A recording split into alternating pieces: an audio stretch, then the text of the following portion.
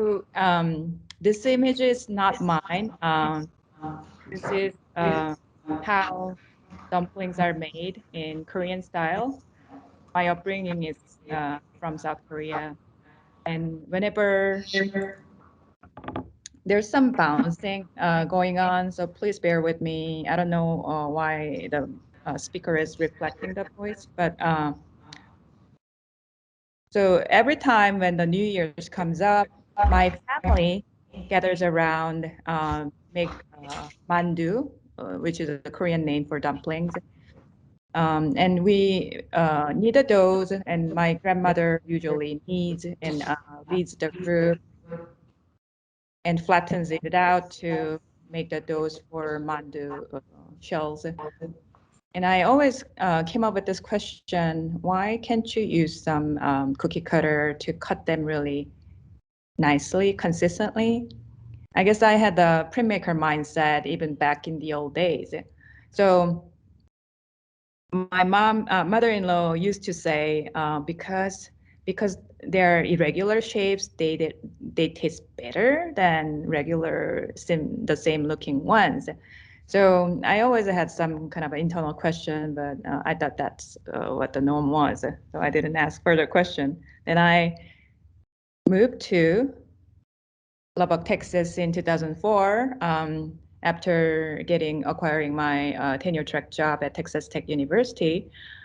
I encountered the rows of tract homes, really kind of dominant, kind of periodic tract homes dominating the residential areas. I was living in one of these duplex homes, not the same design, but similar kind. And it was very kind of dreadful experience at first, because I had my kind of dream about having my unique home, and because even if I came from Asian country, my dream home was more like a Victorian house. So it was kind of interesting. Then more and more I spent my time with the house.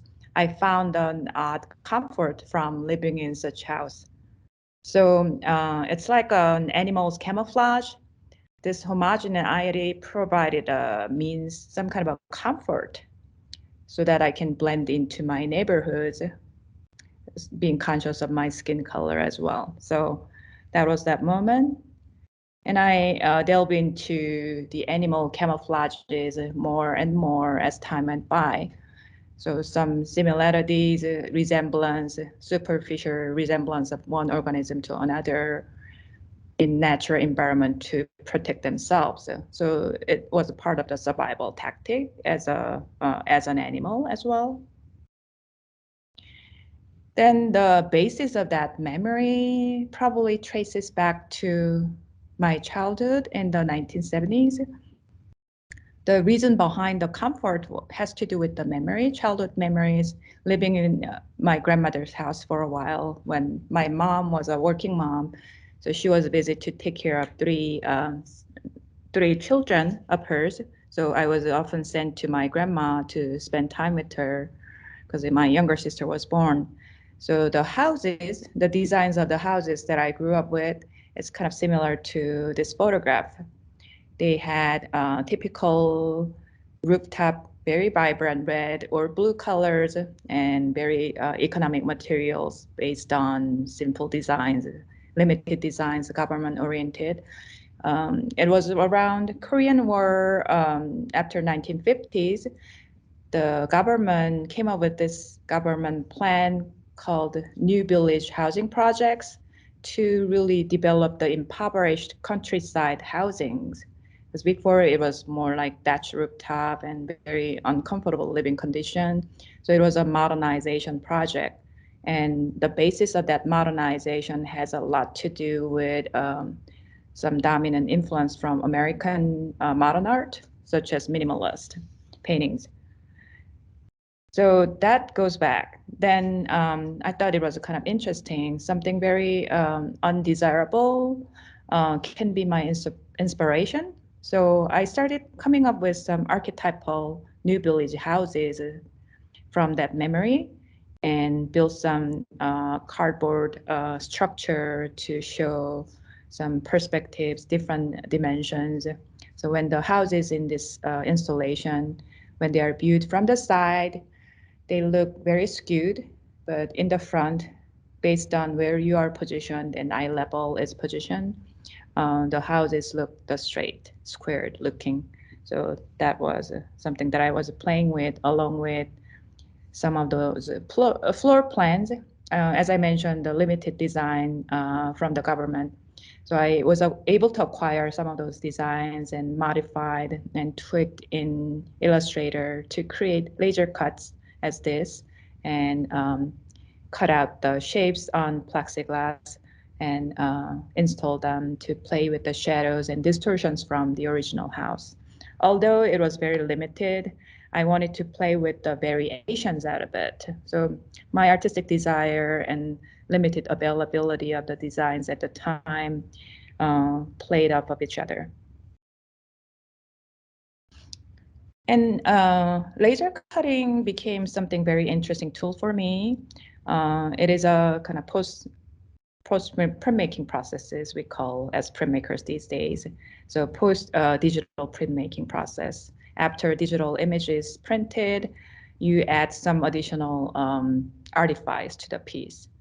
So it gives some sculpture realisms as well as some two-dimensional matrix quality as a for printmaking. So in an 1828 letter to his partner, Louis Daguerre, famous photographer for daguerreotype, wrote, "I'm burning with desire to see your experiments from nature." I started tracing home in a similar way by cutting through the wool felt with laser. The traces are burned, areas are left hollow, and they're hung using undulations of the lines. So these post-digital printmaking methods integrates traditional print techniques with emerging technology. So I've been using CNC laser cutting for quite a while. Oftentimes, felts were used or paper were used. So these are some of the examples. So felt cuts, new village homes were cut and hung on the wall, playing up of the gravity of this place. And transformation from rigid geometry to drapery patterns, it was very interesting. And I later found there's a lot of parallel that could be drawn to Robert Morris felt sculptures. He used the industrial felt. I use a little thinner colored felts. So these are floor plans. And whenever I travel to different locations, I document tract homes. Not an interesting home, but more similar looking tract homes. Cookie cutter houses are center of my attention. So when I went to Northern Ireland, Belfast and surrounding outskirts of the city, more like a suburban cities in the United States, I started taking photographs of their countryside homes that are from certain period, but that are very similar looking in the district. So I traced them on their own English wool belts, cut them with laser cutter, and hung them on the wall, and painted the background with contrasting colors. Color choices at this time was a reaction to the weathery situation in very rainy, cloudy Northern Ireland. So as an artist mechanism, similar to the animal's camouflage, I tend to come up with some kind of a defensive mechanism opposite to what I'm surrounded by. So that was my kind of trajectory. And then along with laser cutting, I was also interested in some other photographic 3D scanning technology. So I worked with a fashion design professor, Sujong Hwang Shin, around this time to work on some pattern making out of the avatar model on optic text software. So I used the avatar in this sample case, but also the model and myself sometimes. scanned in that photo view, 360-degree photo scanner, and based on the information data captured, it prints out the pattern that is really perfect fit for the body shapes. So all kinds of different body can be scanned to make more suitable patterns for making their garments. So this was a design created by Dr. Sujong Hwangshin, and I used my print based on the house floor plans. So that was my collaboration using some emerging technology at the time, and explored not only the ideal homes, but ideal body, usually presented in many fashion industry settings. So ideal home and ideal body residing within such environment is explored through this American norms. So the next chapter of my work comes from all of these felt cuts. So I took photographs of all the felt cuts and manipulated in Photoshop to change the colors.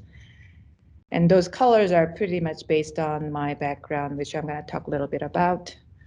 And these houses are hung in drapery forms to really wrap around the exhibition space. And I also wanted to pose a question to painting. As I have a background in painting, I oftentimes raise questions about painters' pictorial illusions. Although my work was digitally printed, viewers come in and they get a little bit puzzled between the wall hanging felt pieces and the digital prints due to the optical illusion by the shadows and dimensional quality. So I was kind of playing with that idea during this time through digital rendition of the felt hangings. So these two pieces are two different locations. One is in Redux Contemporary Art, and this is Dallas Brookhaven College Gallery. They have a beautiful gallery space.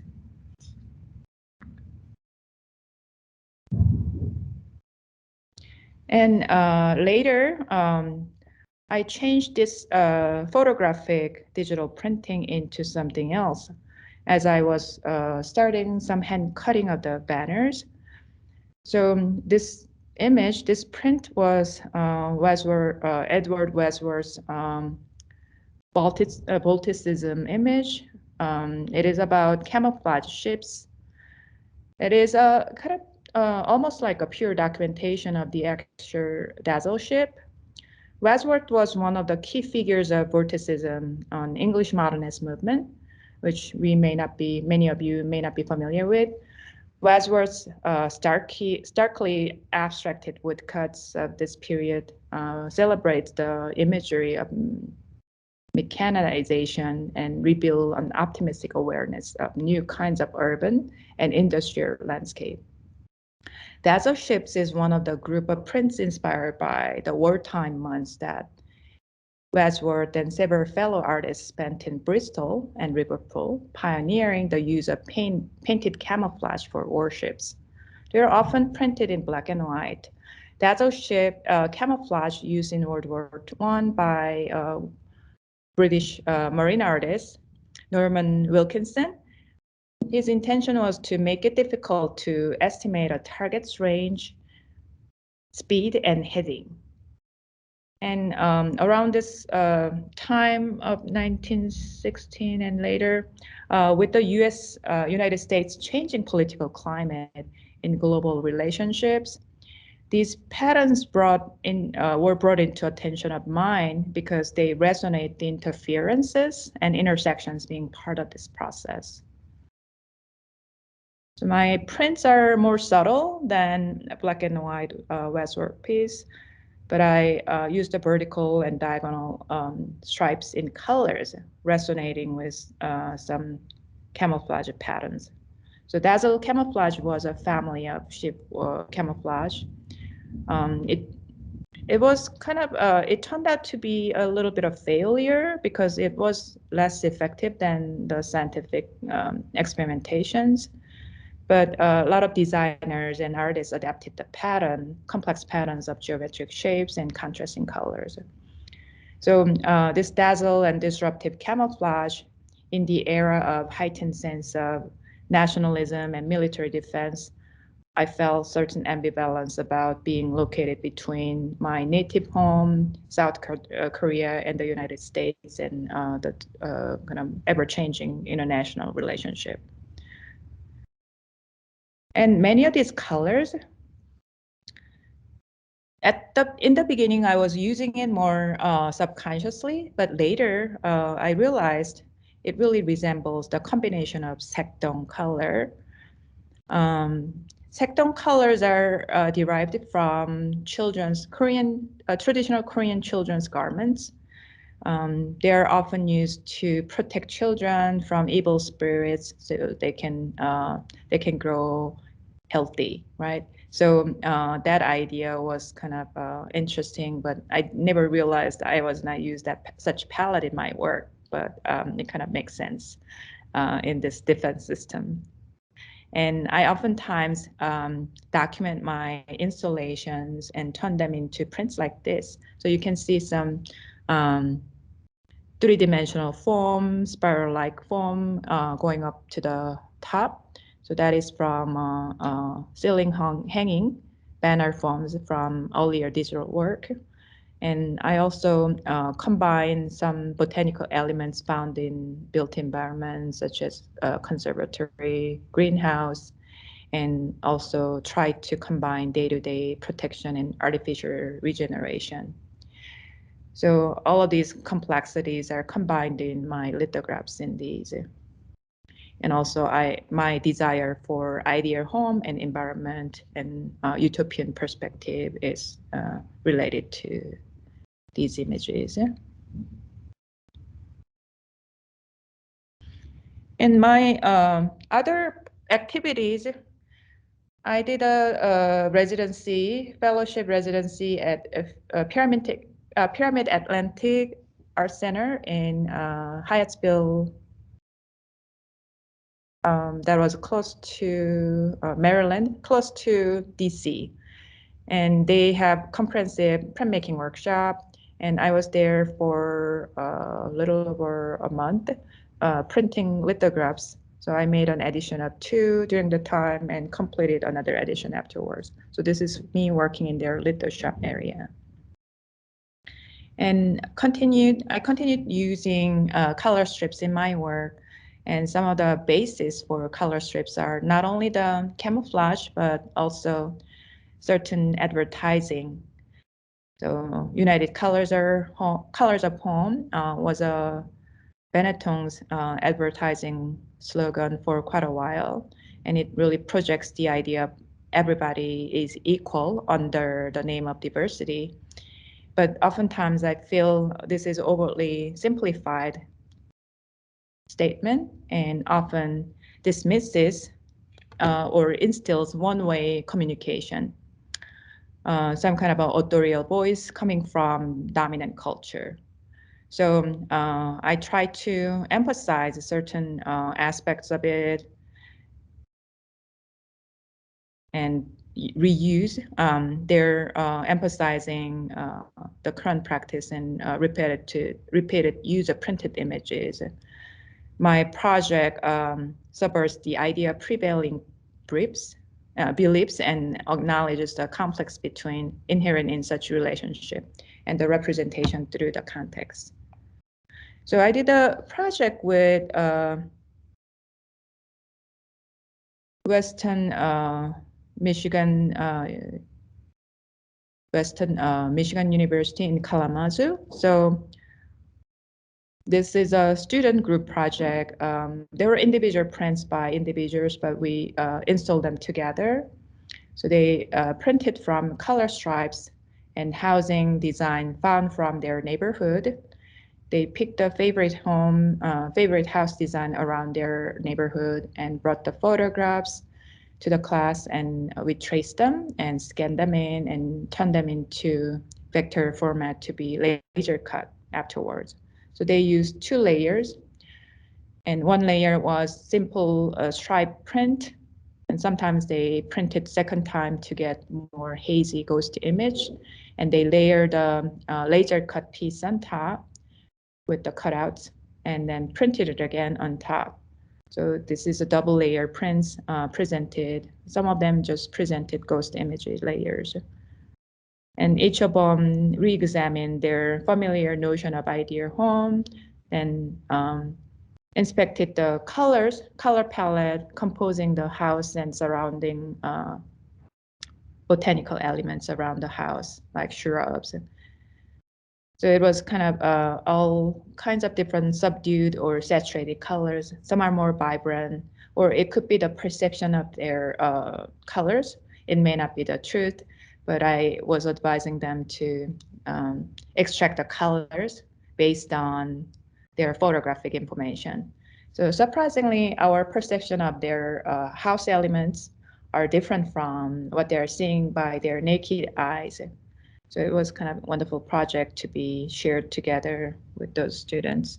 Also thought about the basis, what we are seeing, the messages from some TV commercials and other advertising. They are not really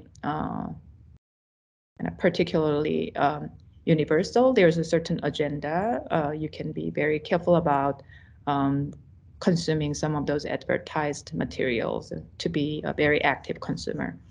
So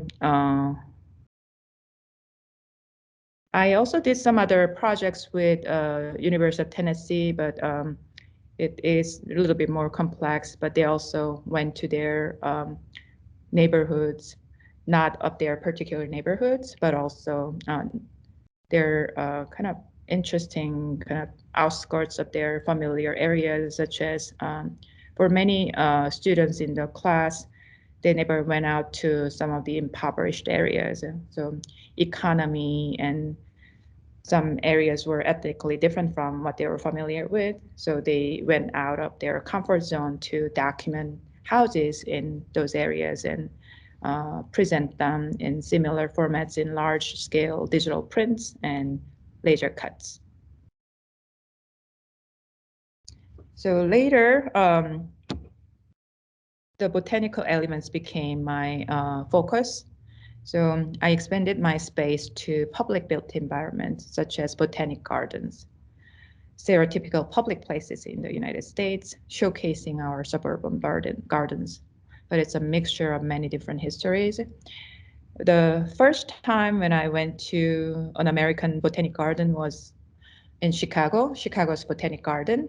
And they had this fancy Japanese botanic garden as one of the major special gardens.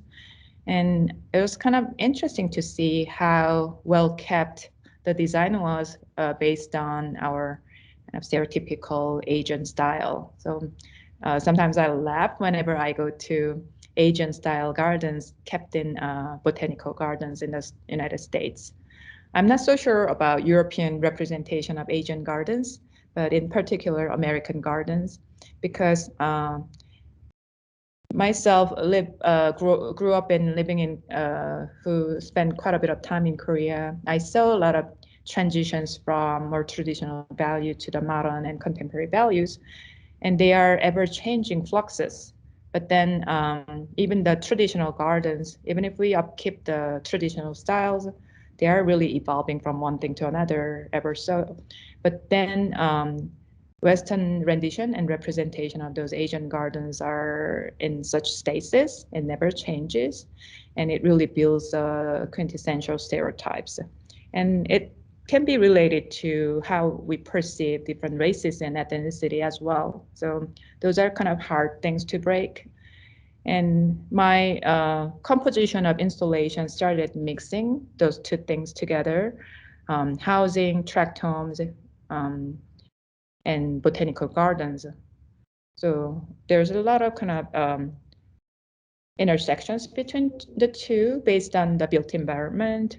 Then I finally resorted into more of the garden pieces and titled it as a secret garden in the beginning. So this is a piece presented at Fort Worth Community Art Center again.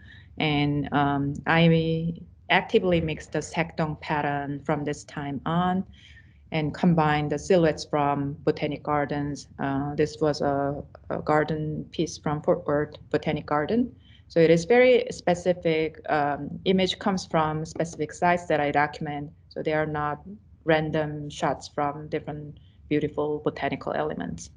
But oftentimes viewers don't really know that. So whenever I start talking about the background, they get surprised. But cast shadows has been an important vocabulary of my work. So every time I cut out the pieces on digital print, I play with cast shadow for the installation. So the piece is not complete until I install in the space. And each side has different lighting and directions and angles and wall space. So it is very kind of enjoyable and challenging moments whenever I encounter different gallery spaces. And I also read this book entitled Colonial Botany, edited by Londa Schibinger and Claudia Swan.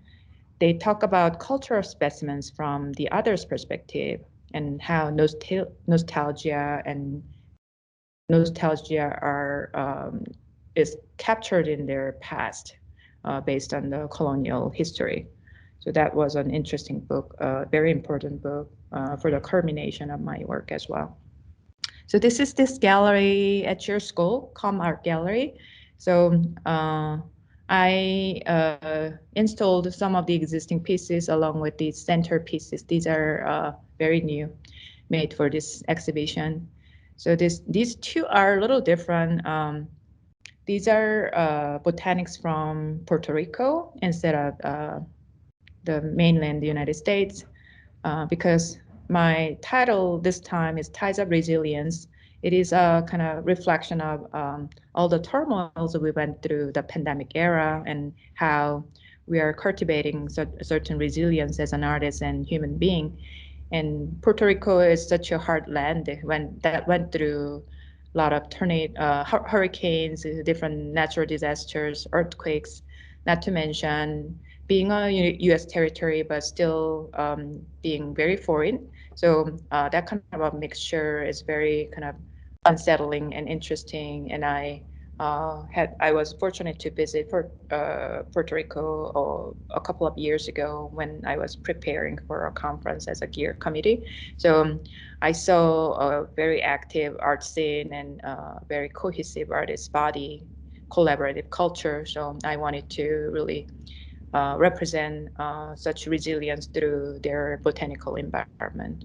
So that's one of the native species I found from their rainforest. And these are other pieces are kind of earlier pieces that are based on either Fort Worth Botanic Garden, and I'm currently working on Portland Garden at the moment. But these are mainly from Fort Worth Garden, and cutouts are either single layered or multi-layered to show the cast shadows from the cuts.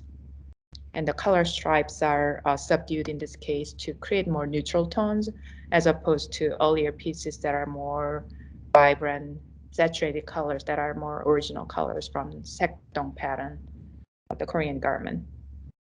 So these are all hand cuts. Then I also work on laser cuts. Layering and cast shadows are very ever-changing, interesting visual elements for me. So I use screen printing in this case to print the backdrops using colors that are overlapping with each other. So some of these grayish colors are overlapped colors from overlapping pink and blue, yellow and blue, dark blue here. And I also screen print on the laser cut surface on the top layer. So this paper is a little bit more dimensional than the bottom. So it can be lifted up to cast shadows under the piece. So it's like a shadow box piece in a way. And also use some plotters. Yeah, I found myself experimenting all the time. So either laser cut or plotter cut. I try to punch the holes on the paper, layer them up on top of another printed piece to play with the camouflage patterns. and which shows more than the other. But from a distance, viewers can connect the dots about the shapes of the image and what silhouettes they are, whether they are hibiscus flowers or buildings, Puerto Rican neighborhood. And my main kind of ongoing medium is lithography. And this time I use photolitho based on digital images and documented photographs of my installation. And I play with positive and negative space and all the visual vocabulary that I'm familiar with. I started from very simple patterns of houses, then I gradually became more complex. So I would say around this time, I became more like a maximalist instead of minimalist. And when I started, I was more like minimalist. So it's kind of interesting changes and transformations over time. So this is the recent photolithograph piece that's in the gallery. So that's probably the last piece of this presentation. And I briefly introduce my printmaking students at Texas Tech. uh, I am an advisor for Print Club, and we have a few graduate students and undergraduate students. And every first Friday, they go to the print studio called Charles Adams Studio Project, and they offer us some table space to show our students prints and sell them. Sometimes they present their relief. They give demonstrations to the public. So it is a really enriching community outreach space.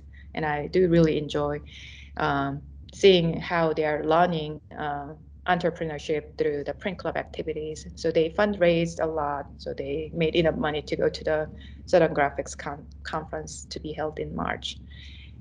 And this particular event was hosted by our graphic design alumnus, Carlos Hernandez. He curates annual UFOs over Lubbock, which is a print fair, and invited us to come in to show and sell our prints. So this is my colleague, Travis Neal, and myself presenting our table. He's actually selling some printed pods with seeds. He's selling mesquite tree seeds for his social practice projects. So we are very multifaceted faculty, and um, I'm fortunate to be working with many great students and faculty like Travis. So I don't know how many of you guys are interested in printmaking, but just briefly about career paths about printmaking is over here. So printmakers are very organized animals, so they tend to work in some various sectors requiring organizational skills in the museum, community, galleries, not to mention academic. But also, it opens a door for many entrepreneurship, small business size as well. So if you're good at business side, opening the combined illustration, design, and print business may be something of an interest too. Okay, so that's what I have pretty much.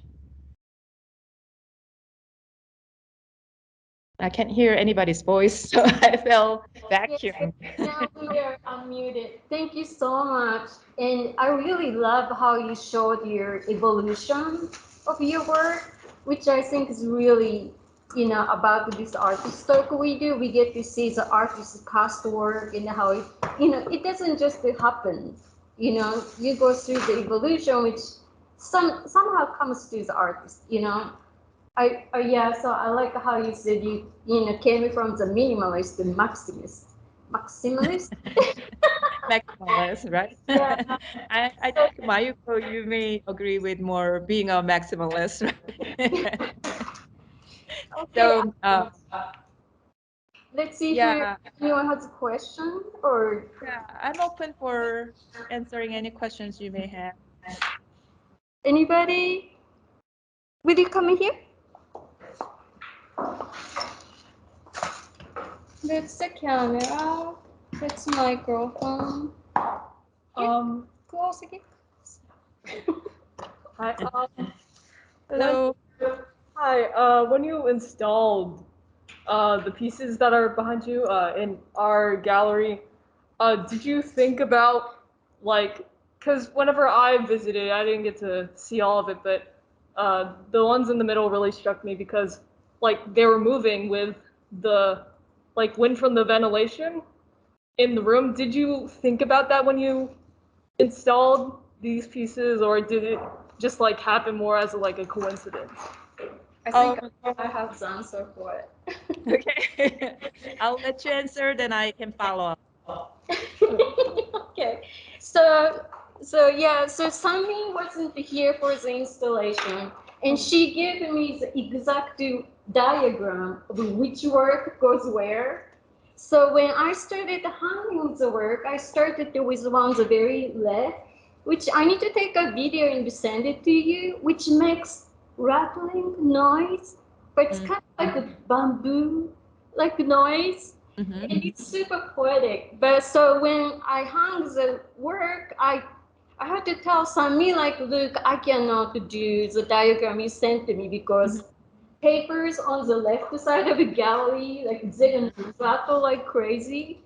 Mm-hmm. So I had to change it. But Sami, you're Yeah, done. that's the peculiarity of the particular site. Every space has their own problems and challenges. Then artist's job is to elevate your work using the challenges, right? So when I went to, I didn't know about the draft issue until Mayuko told me about some of the pieces you should just frame pieces. I work with the gallery installer and curator in such way. So it's a collaborative process. When you ship the work, you don't really have a control that much unless you are really familiar with the space. So when I went to, I also have a kind of another solo show at North Park Center in Dallas. It's a shopping mall. They had the ventilation, vent hood on one side of the space, and initially the curator and myself wanted to install a banner piece, this kind of wall hanging piece there, but the draft was way too hard. So we had to switch the size of the wall and hung a frame on the ventilation side and hung the other piece on the other side, and also redirected the vent by using some deflector. So that is a constant work. And sometimes, like the cast shadow that I found from a Charleston exhibition, um, some kind of a happy accident happens during the process. So I didn't really plan on using the cast shadow, but the cast shadow created from the cutouts were beautiful. So I started using it. I kind of deleted the painted wall and replaced the wall with cast shadows because it's more intricate, and you can always change every time you show. It's never the same whenever you change the sites. So it's a constant collaboration. Not to mention, paper is a very delicate material. It can make the sound with the wind, but also changes the forms in the beginning, because the paper were the come in, it was shipped in a roll, and my intention was to show more of the curls. But then over time, the curves starts flattening out. So it's as if it has some animal life. So it keeps changing from one thing to another. And I could have used very smooth paper to stay put the shape the same way from the beginning to the end. But I'm using more fragile and more dimensional, heavier stock paper for this installation now, because I like the transformation from the first day of the exhibition to the end day of the exhibition. The only thing that I have to factor in moving down to Texas City is the humidity factor. So I'm living in a very dry West Texas. So sending the work to, especially the summertime, winter is not a big deal, but summertime I have to be more cautious about sending certain paper stock prints. So I hope that answered your question. Yeah, I just thought it was interesting because it's titled Tides of Resilience, and like the movement like kind of emulates like ocean waves, and I just thought it added a lot more to the Yeah, that I was should already think there. about I that just and thought it add was that, right? yeah. Yeah. some artists are using the motorized objects to really control. But I like the natural winds and even the ventilation winds. That can be an interesting factor. Thank you. Anybody else? And I think I want to point out how you were flexible as artist. Oh shoot! Oh, it's on right. Yeah. So I think it's really important. So like young artists sometimes have like rigid idea, like this must be this way. But you have, like paper, shrinks and expands. You have to be flexible and you have to be able to work with different gallery settings. Mm-hmm. So I think it was really great question. Yeah, there's a lot of benefits of using paper. Another question I often get from artists is, how do you ship your work?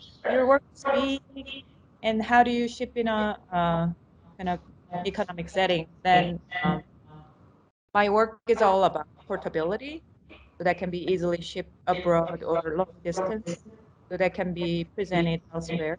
And sometimes I just use the digital file and print in different countries, so that can be presented in their own settings without costly shipping. So artists, that flexibility is also practical. So I just wanted to mention that in case you're working in sculptural and bigger, larger scale pieces. Anybody else has a question? Mark? This is a microphone.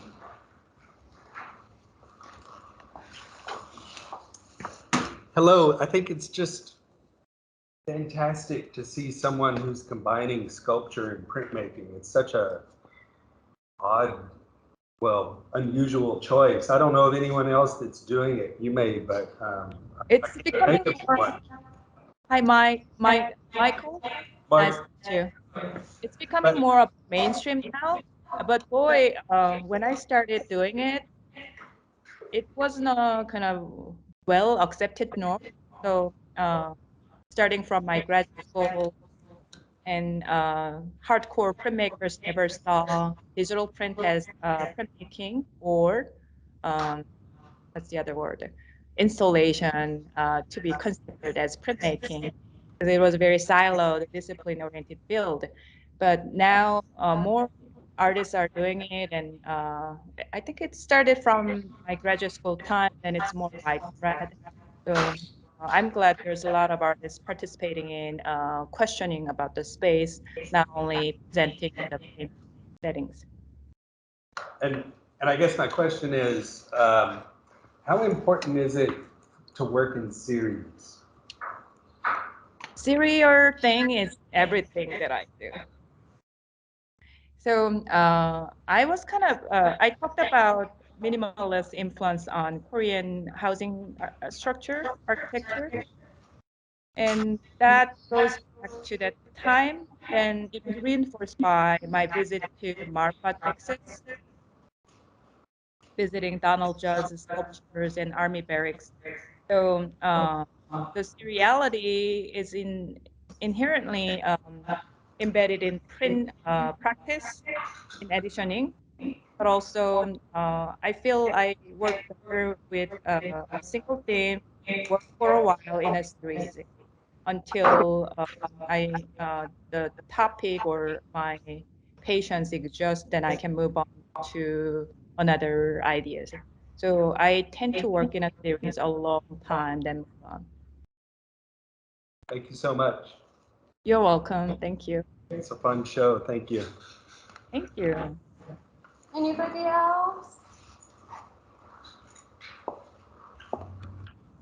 Christy, how about you? Oh, hold on, there's a question coming.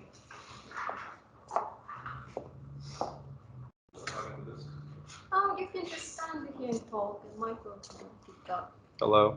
The camera. Oh, Hello. Um, so the way the pieces of paper are hung, they're hung like like an arch on them. Is it meant to be like a pathway where you're supposed to walk behind and see the cuts behind it? Because I noticed it and I thought it was very cool how you could see all the cuts behind the actual piece of paper. and also how there was also more color on the arch. So I thought that maybe you were supposed to walk through it. That's a very good suggestion too. Oh, I don't really I didn't really design initially to let the viewers walk behind, but I make room for viewers when viewers take a peek from the back. So it's like my work is like a theater set design in a way. So the front facade is well embellished, and the back side is not painted, but it's like walking in the backstage, seeing what's going on behind in the production. So it kind of gives that sense of flexibility. And I document sometimes from the backside to see the viewers. So that kind of a interactions is always interesting, and that's something I should really think about too.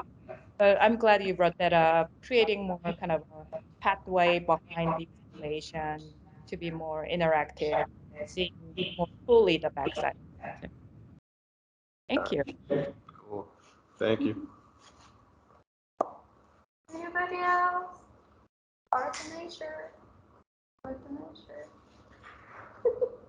Christy, do you have any question in your classroom?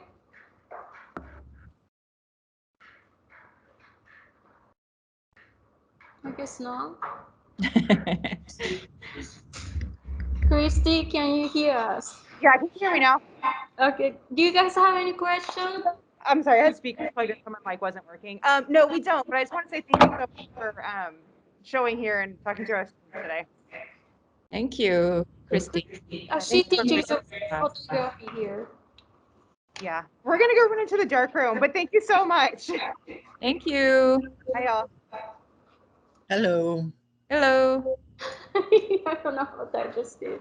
But is there any last word you want to say, Sami, or are we good? We are good and enjoy the conversation and some of those important questions I should really think about for my future work. Great. All right. Thank you so much, Sami. Have a good day. Thank you for inviting me. Thank you.